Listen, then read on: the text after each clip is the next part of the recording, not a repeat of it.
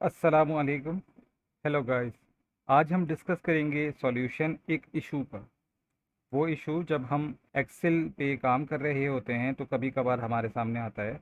और इशू का सिनेरियो कुछ इस तरह होता है कि कभी हम ऐसी वर्कशीट पर काम कर रहे होते हैं जिसमें नंबर ऑफ़ रोज़ या नंबर ऑफ़ कॉलम्स या दोनों ज़्यादा होते हैं, और वो हमें एक व्यू में वर्कशीट के अंदर नज़र नहीं आ रहे होते हैं। जैसे कि इस वक्त हमारे पास जो आखिरी रो विजिबल है सही तरह, वो है रो नंबर 15।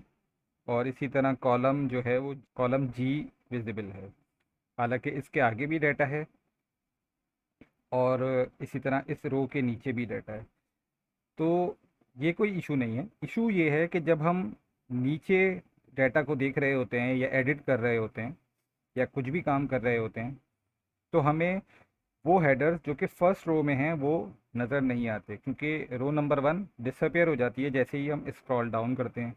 इसी तरह अगर हम कॉलम वाइज आगे बढ़ते हैं तो जो फर्स्ट कॉलम में हमारे पास वैल्यूज़ हैं या लेबल्स हैं, जैसे इसमें एयर्स मेंशन है, तो अब अगर हम आगे काम कर रहे हैं और हम आगे के डाटा को देख रहे हैं, अब हमें ये देखना है कि हम कौन से एयर के हिसाब से काम कर रहे हैं, तो अब हमें नज़र नहीं आ रहा। अब हमें वापस पीछे जाना पड़ेगा। तो ये एक इशू है कि जब हम स्क्रॉल डाउन या स्क्रॉल राइट करें और हम हेडर्स को देखना चाहें, लेबल्स को देखना चाहें, तो वो हमें विजिबल नहीं होते। तो इसके लिए जो एक्सेल सॉल्यूशन प्रोवाइड करता है, उस सॉल्यूशन का नाम है फ्रीज पेन्स। इस ऑप्शन में 3 ऑप्शंस मज़ीद अवेलेबल हैं, और वो 3 ऑप्शन हम डिस्कस करेंगे वन बाय वन।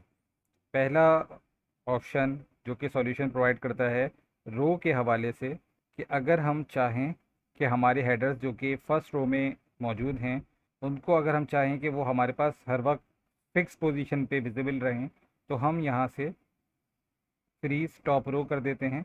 तो वो हमारे पास टॉप रो को फिक्स कर देता है। अब हम नीचे स्क्रॉल डाउन करें, वैसे स्क्रॉल डाउन तो नीचे ही होता है।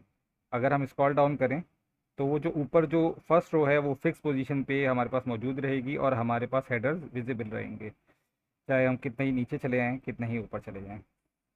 इसी तरह अगर हम कॉलम के हिसाब से करना चाहें, तो अब हम फ्रीज फर्स्ट कॉलम कर देंगे। तो ये हम आगे जाते जाएंगे, लेकिन जो कॉलम ए है वो फिक्स रहेगा और हमारे पास उसमें जो वैल्यूज़ हैं वो विजिबल रहेंगी और हम आसानी से काम कर सकते हैं कॉलम की वैल्यूज़ के हिसाब से। लेकिन इसमें भी एक इशू है, और वो इशू ये है कि जब हम रो को फ्रीज़ करेंगे, टॉप रो को, तो कॉलम अनफ्रीज़ हो जाएगा। जब हम कॉलम को फ्रीज़ करेंगे तो टॉप रो अनफ्रीज़ हो जाएगी। तो इसके लिए जो सॉल्यूशन है वो है फ्रीज़ पेंस। ये हम उस वक्त यूज़ करते हैं जब हमें रोज़ और कॉलम्स एक साथ हमें फ्रीज़ करने हों। मतलब ये कि अगर हमें कुछ कॉलम्स भी फ्रीज़ रखने हैं और कुछ रोज़ भी फ्रीज़ रखनी हैं एक साथ, तो हम ये वाला ऑप्शन यूज़ करते हैं। इसको भी हम एक एग्जांपल से समझते हैं।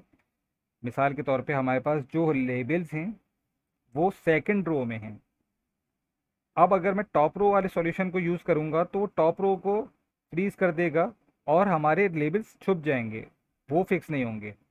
और इसी तरह अगर हम चाहते हैं कि हम एयर और रीजन दोनों को फिक्स कर लें, तो हमारे पास ये सॉल्यूशन भी काम नहीं आएगा कि हम फर्स्ट कॉलम को फ्रीज़ कर दें, क्योंकि वो फर्स्ट कॉलम कर देगा तब भी रीजन डिसअपियर हो जाएगा। तो इसके लिए हम यूज़ करते हैं फ्रीज पेंस।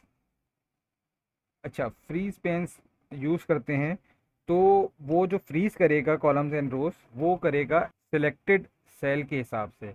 मिसाल के तौर पे अगर मैं सेल B3 को हाईलाइट करता हूँ और फिर मैं जाके फ्रीज पेंस करता हूँ, तो वो इससे ऊपर की सारी रोज और इसके पीछे के सारे कॉलम्स को फ्रीज कर देगा, लाइक दिस।